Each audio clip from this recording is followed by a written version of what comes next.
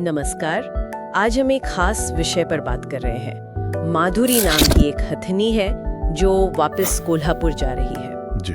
और दिलचस्प बात यह है कि वंतारा उसके इलाज के लिए कोल्हापुर में ही एक स्पेशल फैसिलिटी बना रहा है। हाथियों के साथ एक दिक्कत होती है, खासकर उनके वजन की वजह से, मतलब 4 से 6 टन।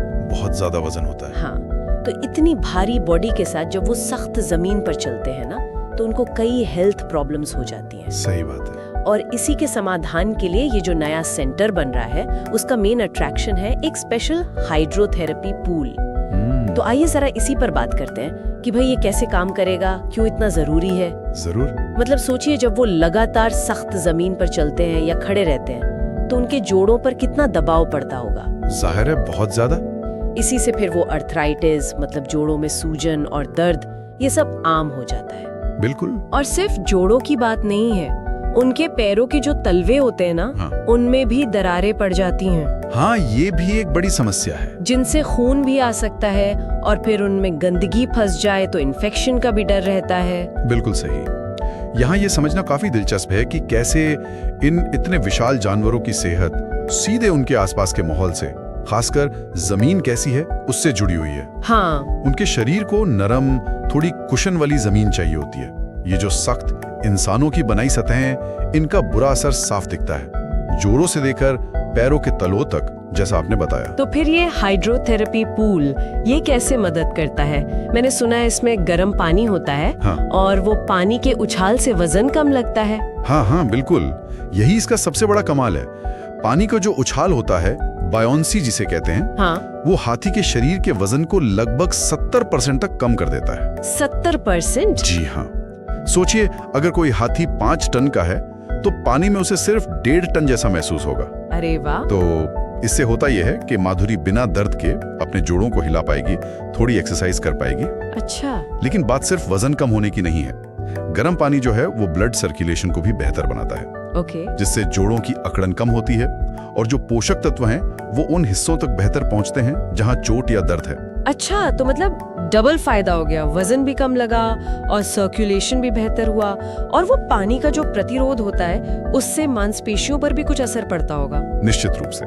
पानी में जब वो चलेगी या हिलेगी, डुलेगी, तो पानी एक प्रतिरोध पैदा करता है। हाँ। ये प्रतिरोध मांसपेशियों को मजबूत बनाने में मदद करता है, और वो भी बिना जोड़ों पर एक्स्ट्रा दबाव डाले। साथ ही गर्म पानी पैरों के जो सख्त हो चुके टिश्यूज होते हैं उनको नरम करने में भी मदद करता है। अच्छा। तो इससे तलवों की दरारें और घाव जल्दी भरते हैं। तो देखा जाए तो ये सिर्फ फिजिकल रिलीफ नहीं है, ये तेजी से ठीक होने और बेहतर मसल हेल्थ का एक तरह से पूरा पैकेज है। ये तो काफी कॉम्प्रिहेंसिव केयर लग रही है। क्या इस सेंटर में पूल के अलावा और भी कुछ होगा? मतलब और क्या सुविधाएं होंगी? हाँ, जो जानकारी मिली है उसके मुताबिक वहाँ एक्सपर्ट केयर गिवर्स भी होंगे। अच्छा। जो माधुरी की जरूरतों को समझेंगे और उसकी खास देखभाल करेंगे। साथ ही उसकी हेल्थ को ध्यान में रखते हुए स्पेशल न्यूट्रिशन प्लान्स भी बनाए जाएंगे। वाओ। तो ये दिखाता है कि अप्रोच कितनी हॉलिस्टिक है, मतलब सिर्फ एक प्रॉब्लम पे नहीं, बल्कि जानवर की पूरी वेलबींग पर ध्यान दिया जा रहा है। और ये सब कोल्हापुर में ही हो रहा है? ये बात भी तो महत्वपूर्ण है ना, उसको इलाज के लिए कहीं और ले जाने की जरूरत नहीं पड़ेगी। बिल्कुल बिल्कुल।